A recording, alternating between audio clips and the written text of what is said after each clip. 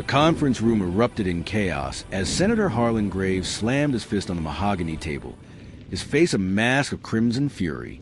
"This is outrageous. You're nothing but a radical agitator stirring up trouble for votes," he bellowed at Dr. Lena Washington, the poised black woman standing at the podium. The room, packed with reporters, aides, and community leaders, fell into a stunned silence. Flashbulbs popped like gunfire. Graves, a veteran politician known for his hardline stances on law and order, had just publicly humiliated Lena during a heated town hall on police reform. Little did he know, she wasn't just any activist. She was the president's senior advisor on racial equity, incognito, to gauge grassroots sentiment. And in that explosive moment, Graves had just ignited a firestorm that would consume his career. Lena stood tall, her dark curls framing a face etched with quiet resolve. She adjusted her microphone, her voice steady as steel. "Senator, dismissing voices like mine is exactly why communities are protesting. But go on. Tell me more about how my lived experience is radical." The crowd murmured, some cheering, others shifting uncomfortably. This was a hook, a raw, electric confrontation that exposed the raw nerve of America's racial divide. Graves smirked, waving her off like a fly. "Sit down, miss. This isn't your street corner rally." The dismissal hung in the air, a spark to dry tinder. But Lena smiled inwardly. The game had just begun. Back in her modest hotel room that night, Lena paced, her phone buzzing with alerts. The clip had gone viral. Hashtag Graves dismissal trending nationwide. As the president's advisor, she'd been sent to this Midwestern swing state undercover, posing as a local activist to assess the political landscape ahead of midterm elections. President Elena Ramirez, the first Latina in the Oval Office, trusted Lena's instincts implicitly. They'd met years ago in community organizing circles, bonding over shared fights against injustice. "Go feel the pulse, Lena," the president had said. "But if they show their true colors, don't hold back." Lena's backstory was no fiction for drama's sake. It mirrored the real struggles of countless black women in activism. Raised in a Chicago housing project, she clawed her way through Harvard Law and scholarships, only to face doors slammed shut by bias. She built a reputation as a fierce advocate for criminal justice reform, leading protests that forced policy changes in multiple cities. Now, at 38, she advised on national strategy, but she never forgot the streets. Graves' outburst? It was personal.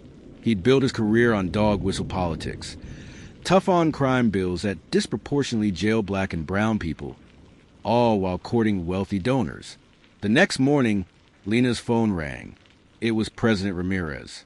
"I saw the video. That man's a dinosaur. Use it, Lena. Turn this into momentum for our reform bill." Lena nodded to herself. The president's agenda included sweeping changes, ending qualified immunity for police, investing in community policing, and addressing racial profiling. But conservatives like Graves were blocking it in the Senate. This incident could be the wedge. Lena decided to play it subtle at first. She scheduled a press conference at a local community center, flanked by families affected by police violence. "Senator Graves called me a radical agitator," she said, her eyes locking on the cameras. "But radicals are the ones who fought for abolition, for suffrage, for civil rights. If fighting for justice makes me radical, then sign me up." The crowd erupted in applause. Social media exploded, memes of Graves' red face juxtaposed with Lena's calm demeanor. Donations poured into reform advocacy groups. But Graves wasn't done. In a retaliatory interview on a conservative network, he doubled down. "That woman is a professional victim, pushing an agenda that will handcuff our brave officers. She's not even from here, probably bused in by liberal elites." Unbeknownst to Graves, Lena's team was digging. As advisor, she had access to discreet channels, FBI tips, whistleblower networks. A contact in the Senate Ethics Office whispered about Graves' shady dealings. He'd been accepting undeclared gifts from private prison lobbyists, trips, dinners, even campaign funds funneled through shell companies. It was corruption wrapped in hypocrisy. Lena held back, waiting for the right moment. Meanwhile, she rallied allies. She met with local pastors, union leaders, and even moderate Republicans disillusioned with Graves' extremism. "This isn't about me," she told them. "It's about the system that lets men like him dismiss us." Tension mounted as Graves launched a smear campaign. Billboards popped up around town. "Don't let radicals like Lena Washington destroy our communities." Anonymous online trolls harassed her, dredging up old protest photos with captions like "thug in a suit."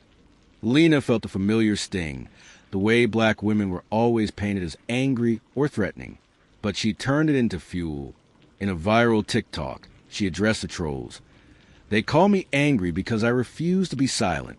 But silence is what got us here." Views skyrocketed to millions. The turning point came at a Senate hearing on the reform bill, where Graves was set to testify. Lena, still undercover in public but coordinating from the shadows, arranged for key witnesses. Mothers who'd lost sons to police brutality, officers advocating for change. Graves, sensing the shift in public opinion, arrived cocksure. "This bill is a gift to criminals," he thundered from the dais. "Pushed by agitators like that woman in Ohio who disrupted my town hall." The room buzzed. Then, the committee chair, a neutral figure, introduced a surprise guest. "We have a statement from Dr. Lena Washington, community advocate." Lena stepped forward, no longer incognito. Cameras whirred as she approached the microphone. Graves' eyes widened in recognition, then narrowed in confusion. "Senator Graves," she began, her voice resonant, "you dismiss me as a radical agitator. But you failed to mention that I've advised on policy that's reduced recidivism in 3 states by 40%, or that my agenda is backed by data showing racial disparities in policing." She paused, letting the words sink in. "But perhaps you were too busy with your lobbyist friends to notice." The room gasped as Lena's team projected slides. Emails, receipts, photos of Graves schmoozing with prison execs. "These undeclared gifts violate ethics rules," she continued. "While you profit from mass incarceration, families like mine bury their loved ones." Graves stammered. "This is a witch hunt. Who even are you?" Lena smiled. "I'm Dr. Lena Washington, senior advisor to President Ramirez on racial equity. And I've been watching you." Pandemonium. Reporters shouted questions.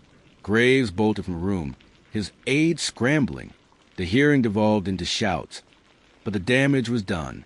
The reform bill, previously stalled, gained bipartisan support overnight. Senators distanced themselves from Graves, fearing association with the scandal. In the aftermath, Lena returned to the White House, but not before a quiet victory lap in Ohio. She visited the community center, speaking to a packed house. "We didn't just expose one man," she said.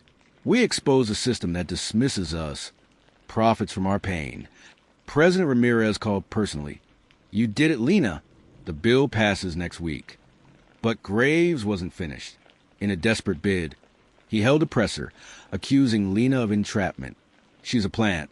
This is deep state nonsense." It backfired spectacularly. Polls showed his approval cratering. Lena's personal arc deepened. Flashbacks revealed her motivation. Her brother, killed in a botched traffic stop years ago. That pain drove her, but so did hope. She mentored young activists, teaching them to navigate power structures. "Don't just protest," she advised. "Infiltrate. Change from within." The climax built to a fever pitch at the bill's signing ceremony on the White House lawn. Graves, now under investigation, watched from afar as President Ramirez signed the legislation. Lena stood beside her, the unsung hero now in the spotlight. But in a final twist, a whistleblower from Graves' office leaked audio. Him ranting privately about those people taking over. It sealed his fate. Resignation followed, his legacy in tatters. Yet the story didn't end in triumph alone. Lena faced backlash, death threats, doxing. It mirrored real-world activist struggles, where victory invites retaliation. She persevered, launching a national initiative to train diverse leaders. "They dismissed me," she reflected in a memoir excerpt. "But I turned dismissal into disruption." The grand finale circled back to a climactic echo of the opening. At a national summit on equity, Lena faced a new skeptic, a young politician echoing grave rhetoric. She slammed her fist on the table, mirroring the start. "Dismiss me if you dare," she challenged. But know this, voices like mine aren't going away. We're the future. The room erupted, not in chaos, but in applause. Graves' fall had paved the way, but Lena's rise ensured lasting change. Prejudice tried to silence her, but only amplified her voice. The system tried to dismiss her, but she redefined power itself.